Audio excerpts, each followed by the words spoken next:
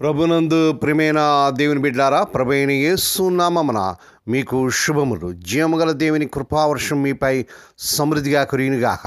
ఈ దినం అనగా అక్టోబర్ నెల 21వ తారీఖు 2025 మంగళవారం హోలీ ట్రినిటీ చర్చ్ మినిస్ట్రీస్ వారు అందించు అనుదినమన్న ఈ దిన మన ధ్యానాంశం బుద్ధిహీనముగా ప్రవర్తించవద్దు.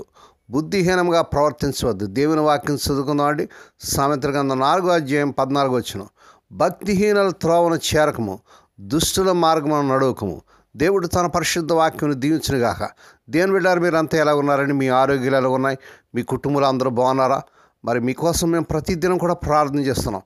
ఈ వర్తమానాలు మీకు దీవెనకరంగా ఆశీర్వాదకరంగా ఉన్నట్లయితే దయచేసి సబ్స్క్రైబ్ చేసి, లైక్ చేసి, షేర్ చేసి ఈ పరిచయలో పాల్పంపులు పొందాల్సిందిగా ప్రభు పేట కోరుతున్నాను. ఇప్పటికే అనేక మంది దేవుని బిడ్డలు షేర్ చేస్తున్నారు, సబ్స్క్రైబ్ చేసి, లైక్ చేస్తున్నారు. వారందరికీ ప్రభు పేట వందనాలు. మీకోసం మేము ప్రతిదినం కూడా ప్రార్థన చేస్తున్నామండి. దేవుని బిడ్డలు, దేవుని వాక్యం మనం చూసినట్లయితే మనము కొన్నిసార్లు మనకు తెలియకుండానే బుద్ధిహీనంగా మనం ప్రవర్తిస్తుంటాం. ఆహాబు యుద్ధ భూములు యెహోషాపాతుతో నీవు నీ రాజవస్త్రం ధరించమని సలహానిచ్చి తాను మాత్రం మారువేషం ధరించాను. 2వ దినవృత్తాంత గ్రంథం 18వ అధ్యాయం 29వ వచనం చూడండి దయచేసి. ఆ విధంగా చేసిన యెడల తనను తాను రక్షించుకొనవచ్చునని, వారి దృష్టిని యెహోషాపాతు వైపు త్రిప్పవచ్చునని ఆహాబు తలంచి ఉండును. ఇంకొక వైపు యెహోషాపాతు ఎంత బుద్ధిహీనుడయ్యేననగా అతడు సామాన్య వివేకమును కూడా కోల్పోయినట్లుగా చూస్తున్నాం. అనేకసార్లు మనం కూడా ఈ రీతిగానే చేస్తూ ఉంటాం. దుష్టుల తరపున చేరి ఆ దుష్టుల మార్గంలో వాళ్ళ ఆలోచనలు మరి మనం పాటిస్తూ దేవుని మార్గం విడిచిపెట్టి అనేకసార్లు మనం కూడా వివేకం కోల్పోతాం. అందుకే దుష్టుల ఆలోచన చెప్పున నడవక, పాపుల మార్గం నిలవక, అపహాసకులు కూర్చుండే చోటన కూర్చుండవద్దని మొదటి కీర్తన 1వ అధ్యాయము 1వ వచనం మనం చూస్తున్నాం. అయితే ఇక్కడ మనం చూసినట్లయితే అతని మెదడు కూడా పనిచేయనట్లే కనిపిస్తున్నట్టుగా చూస్తున్నాం. అంత జ్ఞానం గల రాజు ఏంటి? ఎందుకు ఆహాబు నన్ను రాజవస్త్రాలు ధరించమని చెప్పి తాను మారువేషంలో వస్తున్నాడని తలంచి ఉండాల్సింది. ఎప్పుడైతే మనం దేవునికి అవిధేయత చూపుదామో అప్పుడు మన మెదడు సరిగా పనిచేయక మనం బుద్ధిహీనంగా ప్రవర్తించు మన స్వనాశ్రమానికే పరిగెత్తుదాం.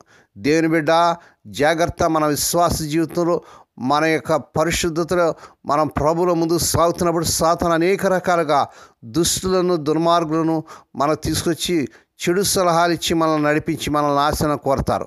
ఆహాబు యొక్క శత్రు ఏ సైనికుల మీద కాదు కానీ ఇశ్రాయేల్ రాజుపై మాత్రమే దాడి చేయమని ఆదేశించారు. కాబట్టి ప్రజలు ఇశ్రాయేల్ రాజును చంపాలని ప్రత్యేకంగా అతని కొరకై చూచుండ్రి. ఎప్పుడైతే వారు యెహోషాపాతు రాజు వస్త్రాలు చూచారో వారు తక్కిన ఇశ్రాయేల్ సైన్యం విడిచిపెట్టి యెహోషాపాతును చుట్టుకున్నారు. నా రాజవస్త్రం చూడగానే నేను యోధారాజులను గుర్తించి వారు నా ఎదుగు రారు అని యెహోషాపాతు తలంచి ఉండవచ్చును. చూసారా, కొన్నిసార్లు మన బుద్ధిహీనమైనటువంటి ప్రవర్తన, ఆలోచనలు మనల్ని నాశనం నడిపిస్తుంటాయి. కానీ యుద్ధ భూమిలో ఆహాబు యెహోషాపాతును ముందు భాగం ఉంచుడిచే అతనే ఇశ్రాయేల్ రాజుల శత్రువు మోసపోయాను. ఆ విధంగా యెహోషాపాతు ఏ సమయంలోనైనా శత్రువు చేత చంపబడు పరిస్థితికి తీసుకొని రాబడను. మరణమును సహజ సిద్ధమైన అంతములోనికి పోవు దిగువ మార్గమునకు యెహోషాపాతు ఏ విధంగా తీసుకొని పోబడమో మనం ఇక్కడ చూస్తున్నాం. ఏ క్షణంలోనైనా అతడు చంపబడి ఉండవచ్చును. ఎంత భయంకరమైన పరిస్థితి అండి. అనేకసార్లు ఒకరి ఎదురు సరైనగా కనబడే మార్గం కలదు, చివరికి అది నాశనం నడిపిస్తుందని సామెతల గ్రంథంలో జ్ఞానైన సొలొమోను రాయించినాడు. అవును దేవుని బిడ్డ, మనం ఏ ఆలోచన అయినా ప్రార్థనాపూర్వకంగా తీసుకోవాలి. దేవుని బిడ్డల యొక్క ఆలోచన తీసుకోవాలా. ప్రభు యొక్క ఆలోచన మనం తీసుకొని ఆ నడిపింపులో మనం ఉండాలి. యుద్ధరంగంలో తాను విషమ పరిస్థితుల్లో ఉన్నప్పుడు యెహోషాపాతు పశ్చాత్తాపడగా ప్రభు అతను రక్షించినట్టుగా 2వ దినవృత్తాంత గ్రంథము 18వ అధ్యాయం 31వ వచనం చూస్తున్నాం. అవును, మన ప్రభు ఎంత దయగలవాడండి.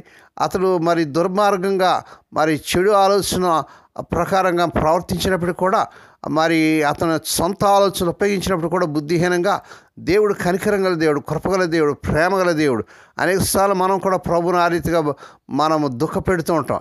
యెహోషాపాతు దైవజనుడు అయినప్పటికీ ఆహాబు యెజెబెల్ యొక్క ప్రభావాల్లో పడిపోటు చేత తన జీవితంలో గుడ్డితనమును నష్టం తెచ్చుకున్నట్టు తెచ్చుకున్నట్టు చేత సంభవించినట్టుగా చూస్తున్నాం.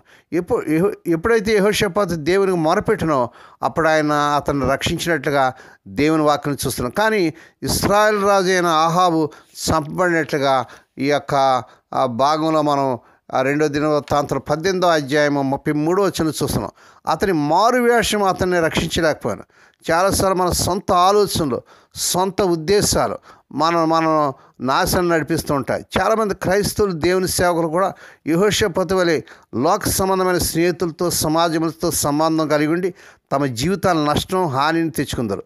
జీవితంలో ఆత్మీయంగా నిజంగా వారు నిరుత్సాహకరమైన పరిస్థితులకు వచ్చి ఉండొచ్చును. పశ్చాత్తాపట్టుకు చివరి నిమిషం వరకు కనిపెడుదురు. కానీ కొందరు జీవితంలో ఆ చివరి నిమిషం రాదు. దేని బిడ్డ, ఈ ఉదయకాలంలో పరిశుద్ధాత్మ దేవుడు మనతో మాట్లాడుతున్నాడు. జాగ్రత్త. కొన్నిసార్లు ఈ దుష్టుల ఆలోచన, లోకస్తుల ఆలోచన, దేవుని ఎరగినటువంటి ఆలోచన మనం నడుచుకుంటాం. మనకు మంచి ఆలోచన, మంచి నడిపింపు కావాలంటే ప్రియ ప్రభువు దగ్గరికి వెళ్ళాలి. ఆయన ఆలోచన ప్రకారంగా మనం నడిచినప్పుడు మనము ఇలాంటి లేనిపోని నష్టాలు మనం తెచ్చుకోము. గనుక దేవుని బిడ్డారా, బుద్ధిహీనుల మార్గం చేరకము, దుష్టుల మార్గం నడవకమని దేవుని వాక్యంలో జ్ఞాని అయిన సొలొమోను రాస్తున్నాడు. ఆ రీతిగా మనం ప్రభుల ముందు సాగుటకు, ప్రార్థనాపూర్వకంగా ప్రభు ఆలోచించి నడుచుటకు పరిశుద్ధాత్మ దేవుడే మనకు సహాయం చేసి నడిపించిన గాక. దేవుడి మాటలు దీవించిన గాక. ప్రార్థన చేసుకుందాం. పరిశుద్ధుడు అయిన మా తండ్రి, నీ పరిశుద్ధ నామమునకు వందనాలు, స్తోత్రాలు చెల్లించుకున్నాము నాయన. స్వదేశ విదేశాల నుండి వర్తమానం వింటూ అనేకరికి వర్తమానం షేర్ చేస్తూ, సబ్స్క్రైబ్ చేస్తూ, లైక్ చేస్తున్న స్వదేశ విదేశాలు మా ప్రియులందరూ దీవించండి. ఈ దినం పుట్టిన దినాలు, వివాహ దినాలు, శుభదినాలు జరుపుకునే బిడ్డలను బహుగా దీవించి మరొక సంవత్సరమైన దయాకృత్యాన్ని బిడ్డలకు ధరింపజేసి వారి పట్ల నూతన కార్యం జరిగించుకోండి ఆయన. రోగులైన బిడ్డపైన ప్రత్యేక కృప చూపించిన ఆయన. ఎవరైతే నాయన మరి తండ్రి హాస్పిటల్, ఐసీయూలు, ఇంటెన్సివ్ కేర్లు ఉంచబడి నాయన మరి నాయన చావు, మరి నాయన మరణ పరిస్థితులు ఉంటున్నారు, ఇప్పుడే మీరు కనికరించండి తండ్రి. కలవరి శిలువ రక్త ప్రవహింపజేస్తున్నాం. స్వస్థత, ఆరోగ్యం, విడుదల యేసు నామమున ప్రకటిస్తున్నాం తండ్రి.